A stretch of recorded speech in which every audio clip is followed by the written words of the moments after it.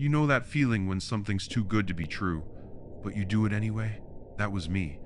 That's how I ended up here. I wasn't even seriously looking for a house.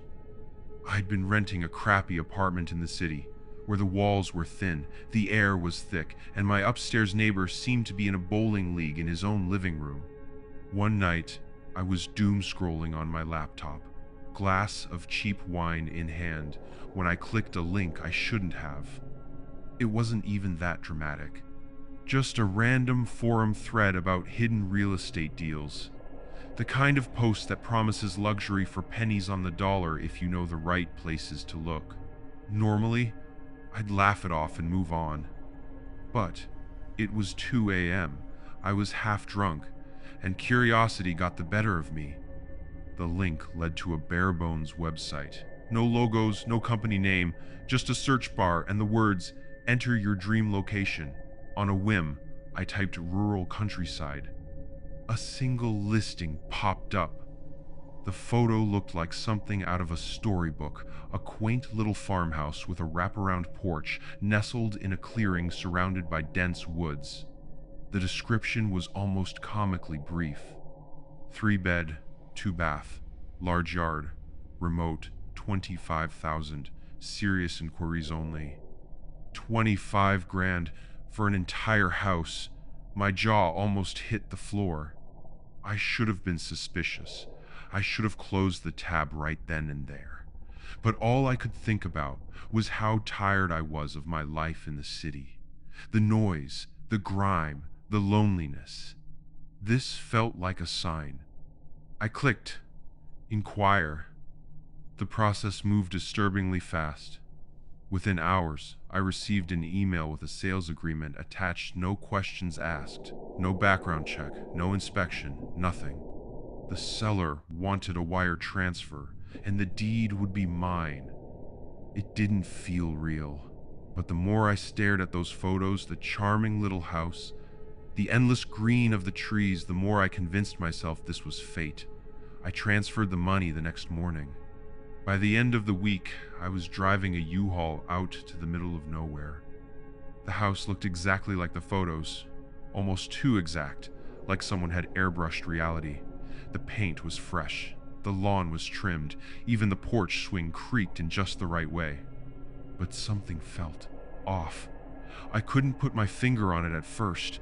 It was little things, the way the windows reflected the light too sharply, the absolute silence of the surrounding woods. No birds, no wind, no distant hum of traffic, just stillness. The inside was fully furnished, which was a blessing because I'd only brought the essentials. The furniture was old-fashioned but spotless, like it had been frozen in time. A grandfather clock in the corner ticked faintly, though I couldn't remember seeing it in the listing photos. The weirdness started almost immediately. The first night, I heard what I thought was scratching in the walls. Probably mice, I told myself. It was an old house in the middle of the woods, of course there'd be pests. But when I went to investigate, the sound stopped. Then there was the internet. I'd set up a hotspot on my phone, but the signal was strange. It worked fine during the day, but after sunset it would slow to a crawl. Random notifications would pop up on my laptop, emails I hadn't sent, chat windows with no text, even files I didn't recognize. One file caught my attention. It was a video, labeled simply Welcome, MP4. I hesitated for a long time before opening it. My heart was pounding, but I told myself it was probably just some stupid welcome message from the seller. It wasn't. The video was grainy, like it had been shot on an old camcorder. At first, all I could see was the front of the house, illuminated by a dim porch light. The camera slowly panned up to one of the second-floor windows, and that's when I saw it. A face. Pale, gaunt, with eyes like black pits. It was staring directly into the camera. And then it smiled. The screen went black. I slammed my laptop shut and sat there, frozen. My mind raced. Was this some kind of prank? A hacker? Had I been scammed? That's when I noticed something out of the corner of my eye. The grandfather clock in the corner had stopped ticking, and its hands were stuck at 2:33 a.m., the exact time I'd clicked that damn link. I barely slept that night. Every creak of the floorboards, every gust of wind against the windows felt amplified, like the house itself was breathing.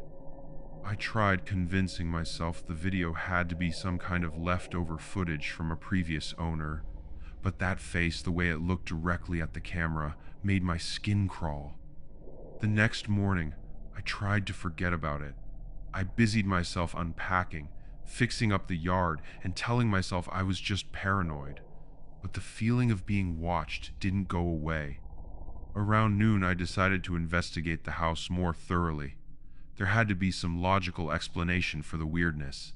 I started with the walls where I'd heard the scratching.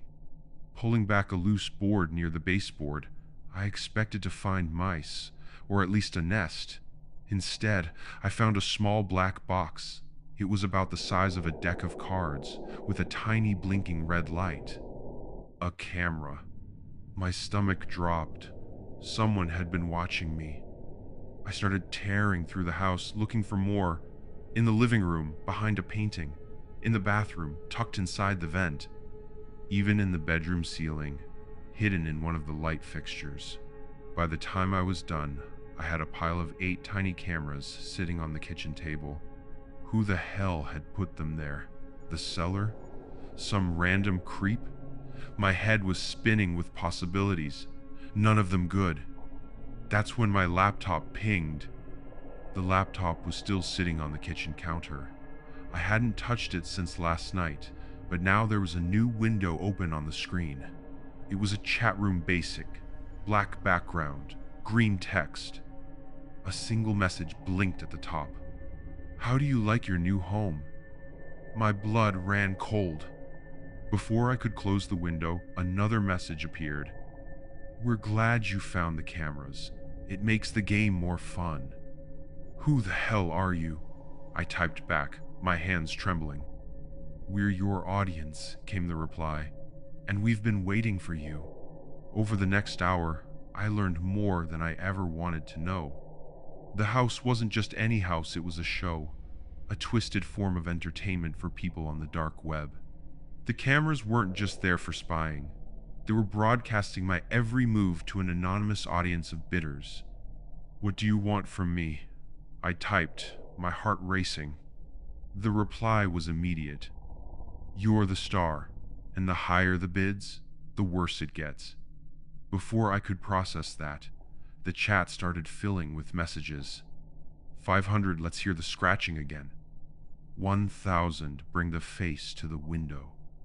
5,000, trap them in a new room. I didn't understand what they meant until it started happening. First came the scratching, louder this time, like claws dragging across the walls. I backed away, my heart hammering in my chest, as the sound moved from room to room. Then I heard footsteps upstairs, heavy, deliberate. Someone was in the house. I grabbed a kitchen knife and crept to the stairs, trying to stay quiet. But when I reached the second floor, it wasn't a person I saw. It was a room that hadn't been there before. The hallway had shifted. Where there used to be a blank wall, there was now a door. It was cracked open, revealing a dimly lit space inside. Against my better judgment, I pushed it open. The room was empty, except for a single chair in the center and a mirror on the far wall. But when I looked in the mirror, I didn't see my reflection. I saw the audience. Hundreds of shadowy figures sitting in darkness, their faces obscured, and yet I could feel their eyes on me, watching, waiting. I stumbled back, slamming the door shut. The house seemed to shift around me, the walls creaking and groaning like they were alive. I ran back downstairs, only to find the layout had changed. The kitchen was gone, replaced by a long, narrow hallway that stretched impossibly far. Messages flooded the chat. 10,000 lock them in. 15,000 turn off the lights. 20,000 send it in.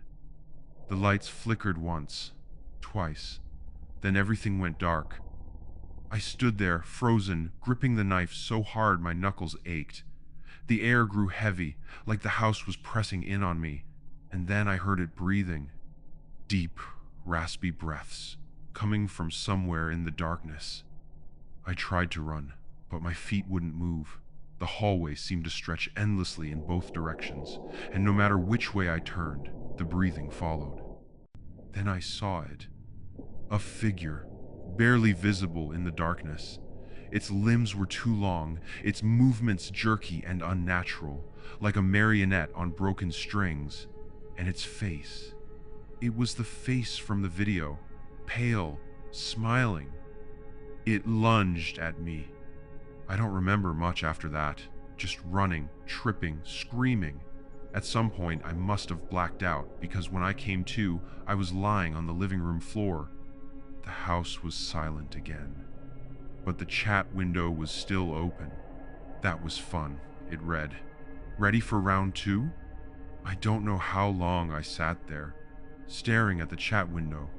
My brain couldn't keep up with what was happening. I wanted to run, to get in my car and leave this cursed place behind. But every time I glanced at the front door, I felt a cold certainty settle over me. The house wouldn't let me go. Not yet. I had to end this. The first step was to fight back. I didn't know if it was possible to outsmart an entire audience of sadistic strangers, but sitting around and waiting for them to bid on my next nightmare wasn't an option. The house may have been alive or controlled or haunted or whatever the hell it was, but it wasn't omnipotent. It had patterns, rules. Every new horror seemed to follow the commands from that damn chat room. So I had an idea. If they were controlling the game, I'd change the rules. I opened the chat window and started typing. Let me go. The response came immediately. Not how this works. You want a better show? Then let me set the stakes. There was a pause. Then, we're listening. I swallowed hard, my fingers trembling on the keyboard. Double the bids, but if I survive the night, you leave me alone. Forever. The chat exploded in activity. Interesting. Risky. Do it. Finally, a single message appeared, bold and glowing. We accept. The screen went dark. I barely had time to brace myself before the house came alive again. The floor beneath me began to shift, tiles peeling away like they were being eaten. I scrambled to my feet, the knife still in my hand, as the living room twisted into something unrecognizable. The walls stretched and bent, the furniture warping into grotesque shapes. The bidders were playing with me. A new chat window appeared in my peripheral vision, glowing faintly in the air like a projection. The messages were coming faster now. 10,000 release the whispers. 25,000 bring the shadow back. 50,000 open the basement. That last one sent a jolt of fear through me. The basement door was directly behind me, and I hadn't even realized it was there until now. The door creaked open slowly, revealing nothing but pitch-black darkness. Cold air rushed out, carrying with it the faint stench of rot. A message flashed in the chat. Go in, or we'll send it up to you. I didn't have a choice. The stairs groaned under my weight as I descended. The knife clutched tightly in my hand. The light from the living room barely reached the bottom, and I was forced to use the flashlight on my phone to see. The basement was wrong. The walls were covered in scratches, hundreds, maybe thousands of jagged marks, as if something had tried to claw its way out. The floor was damp, and the air felt thick, like I was breathing in water. And then I saw it. In the center of the room was a chair, and sitting on that chair was me. It was me, down to the smallest detail. My clothes, my face, even the tiny scar on my chin from when I was a kid. But its eyes were all wrong. They were black, empty voids, and they stared at me with an expression I can only describe as hungry. I froze. The chat window flickered back to life, the words burning in the air around me. Kill it. 100,000. The thing in the chair stood up. It moved in jerks and starts, its limbs too loose, its head lolling unnaturally to one side. I stumbled back, raising the knife, but my hand was shaking so badly I could barely hold it steady. The doppelganger tilted its head, studying me. Then it spoke. Its voice was mine, but distorted, like a recording played in reverse. "You're not real." It lunged at me. I don't remember much of what happened next. Just flashes, my knife slicing through air, the thing's hands grabbing at my throat, the sound of my own screams. It was faster than me, stronger than me, and every time I thought I'd gained the upper hand, it came back harder. I managed to stab it in the chest, but instead of blood, a thick, black liquid oozed out, burning my skin where it touched me. The chat messages kept coming. More. Don't let them win. 150,000 break them. I was losing. I don't know how, but I managed to get back up the stairs. The doppelganger followed, its movements growing more erratic, more violent. By the time I reached the living room, I could barely breathe. The house was in chaos. The walls were shaking, the floor buckling beneath my feet. The bidders must have realized I was close to escaping, because the chat was going wild. Trap them. End it. 200,000 destroy the door. I ran for the front door, but it wasn't there anymore. In its place was a blank wall. "No, no, no," I screamed, pounding on the wall with my fists. Behind me, the doppelganger let out an inhuman screech. It was getting closer. And then I saw it. The laptop, still sitting on the kitchen counter. I didn't think. I just ran. The chat messages were blurring together now, the words overlapping and twisting into nonsense. The bidders must have realized what I was trying to do, because the laptop screen started to glitch, the text flickering in and out. I grabbed the laptop and typed furiously. Game over. The house shuddered violently, the walls cracking and splintering. The doppelganger let out a final, ear-splitting wail before collapsing into a pool of black sludge. The chat went silent, and then the laptop shut off. When I woke up, I was lying in the middle of the driveway. The house was gone, not just empty gone, nothing but a patch of dead grass where it used to be. I didn't stick around to figure out what happened. I got in my car and drove until I ran out of gas, then kept going on foot. That was 3 days ago.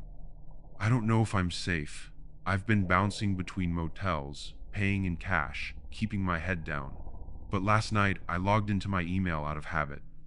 There was a new message in my inbox. No sender, no subject, just one line of text. "You can't quit the show." And attached to the email was a video. It was me, sitting on the motel bed, staring at the camera. And behind me, the door slowly creaked open,